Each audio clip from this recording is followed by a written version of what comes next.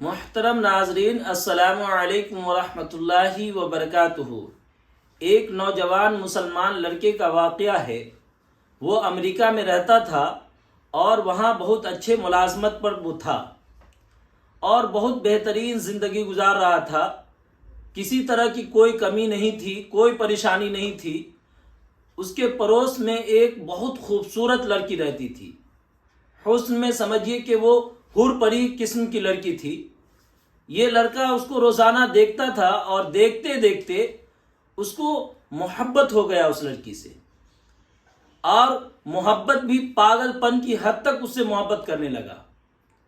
اس کے بعد وہ اس کے لڑکی کے گھر والوں کے یہاں رشتہ بھیج دیا، شادی کا پیغام بھیج دیا۔ تو اس کے ماں باپ نے کہا کہ ٹھیک ہے، ہمیں رشتہ منظور ہے، لیکن کچھ شرائط کے ساتھ، کچھ شرط ہے۔ اور شرط وہ یہ ہے کہ اس کو اپنے جو دوست یار ہیں، جو مسلمان دوست یار کے ساتھ وہ بیٹھتا ہے، اس کے ساتھ بیٹھنا چھوڑنا ہوگا۔ اس کو ہمارے محلے میں آ کے رہنا پڑے گا۔ وہ لڑکی عیسائی لڑکی تھی اور اس کے ماں باپ نے کہا کہ اس کو اپنا محلہ چھوڑ کر کے ہمارے محلے میں آ کے رہنا پڑے گا، اور پھر جو ہم کھاتے پیتے ہیں اس کو بھی وہی کھانا پینا پڑے گا، اور ایک دن ہفتے میں گرجا گھر جانا پڑے گا، ہمارے عبادت گاہ جانا پڑے گا اس کو۔ لڑکا چونکہ اس کی محبت میں بالکل اندھا ہو گیا تھا اور اس کو کچھ بھی سمجھ میں نہیں آ رہا تھا، اس نے اس کے باپ کے جتنے بھی شرائط تھے سب کو مان لیے، اور وہ اس بات پر راضی ہو گیا کہ ہم یہ سب چھوڑنے کے لیے تیار ہیں۔ پھر وہ یہ محلہ چھوڑ کر کے اس کے محلے میں شفٹ ہو گیا، اور اس کے بعد پھر اس سے شادی کر لیا۔ شادی کرنے کے بعد زندگی چلتی رہی اور گزرتا رہا دن۔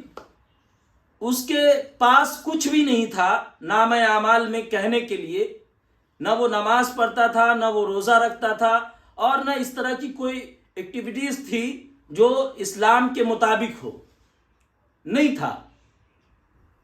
صرف اس کے پاس ایک قرآن شریف تھا، جو اس کے جو گھر کا دروازہ ہوتا ہے نا، اس کے اوپر ایک روشن دان ٹائپ کا بنا ہوا تھا، ایک کھڑکی سمجھ لیجئے بنا ہوا تھا المیرا ٹائپ کا، اس پہ وہ قرآن شریف رکھی ہوئی تھی۔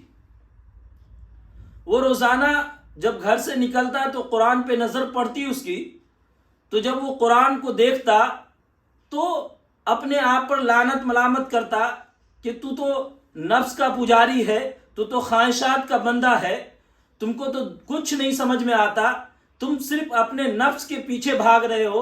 اس طرح کی لعنت ملامت وہ اپنے اوپر کرتا۔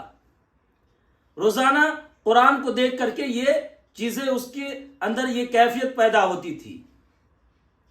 ایک دن اچانک اس کی بیوی گھر کی صفائی کرتی ہے، اور صفائی کرنے میں جتنے بھی وہ کتاب تھے جس کو نہ وہ پڑھتی تھی نہ وہ پڑھتا تھا، وہ سب کو وہ اٹھا کر کے ڈسٹ بن میں ڈال دی۔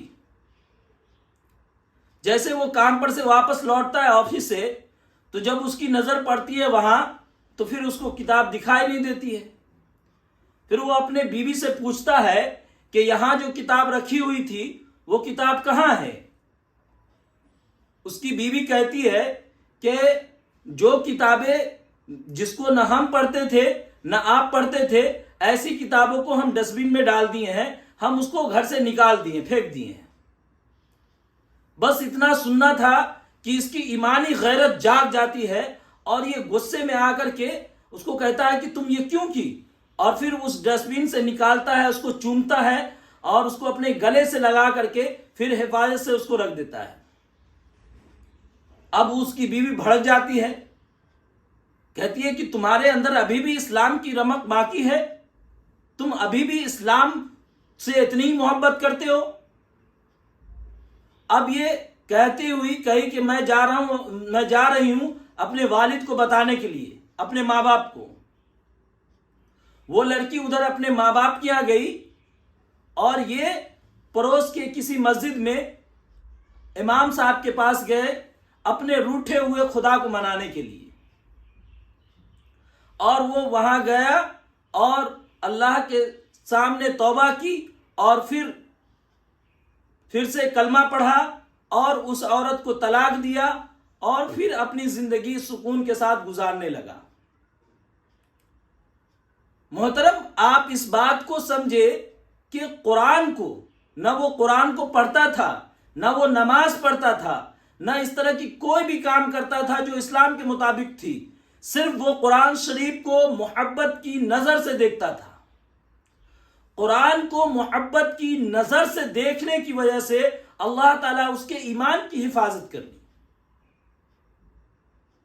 آج کے ہمارے گھروں میں پورے سال قرآن یوں ہی پڑے رہتے ہیں اور اس پر اتنے گرد و غبار جم جاتے ہیں کہ اگر ہم دیکھیں تو 1 انچ اس پر گرد و غبار پڑے رہتے ہیں۔ پورے سال ہمیں دیکھنے کی نوبت نہیں پڑتی۔ ہمیں قرآن سے کیسی محبت ہے؟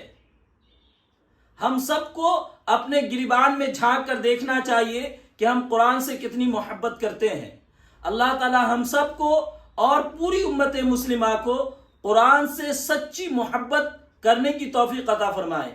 السلام علیکم ورحمۃ اللہ وبرکاتہ۔